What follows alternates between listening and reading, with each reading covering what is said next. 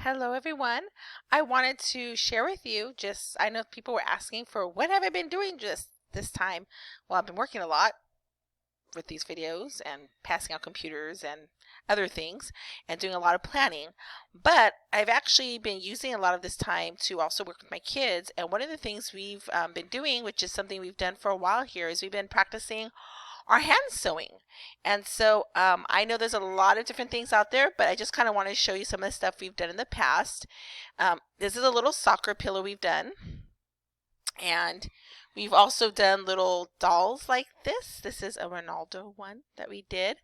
But I've been using this because I've been working and trying to make and donate masks for people who do need them. So this is for people who are sick or people who work in industries and they're not able to get some.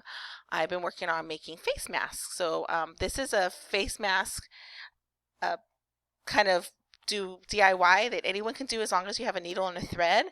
And if you don't have material, I just happen to have baskets full of material. But if you don't, another good example is you could take something like a shirt that doesn't fit you anymore and you can cut it up and use the material to make it too. So this is my son's shirt and I'm going to use this to make a mask for somebody I know who wanted a plain blue one. So most of my patterns are character ones, but I am going to put a link about how to make them.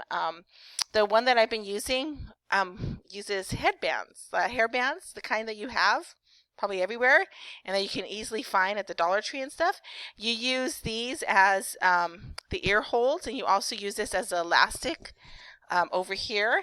And I actually have the material, which how we do it is we measure from here to here, and then I give an inch extra so that I can have enough to fold over and to sew over around.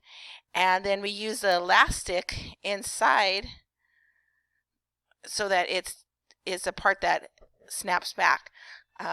I also am going to include just different kinds of stitches that you can practice at home, but this is how I do it, as I actually utilize all these hand sanitizer wipe cases that are empty now that I had, that I've been using as I go around and about town. I've been using these empty cases, and I actually put the elastic around, and I use this as like my actual sewing table to make it easy. And it would be really neat because you can teach kids how to do a basic running stitch, which is basically just going in the material all the way through all the different levels, all the different folds, and then you come back out. And a basic running stitch can be done all the way through. And I just happen to have this really cute material. I'm making this for a friend. And you go all the way through and you do a running stitch all the way around with the elastic inside. And then when you're done on this side, you do the same on the other side so that there's two loops for the ears, like how this one is. And then you go ahead and you do the same for the top.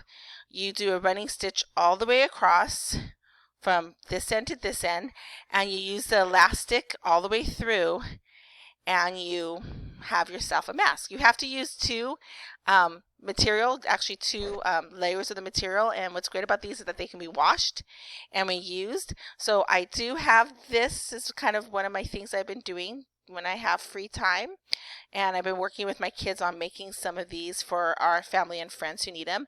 And if you want more directions or more information, I'm going to have underneath this a link to a website that gives you better directions than I just did, and also a video to show you how to actually sew the different stitches. But basically you just do a back stitch, which is you go in and out, and you can go back to if you want to, or you could just do a running stitch. So those are pretty easy, and all you really need is a needle and a thread, some hair elastics, and then if you have old shirts that you grew out of, you can use those too.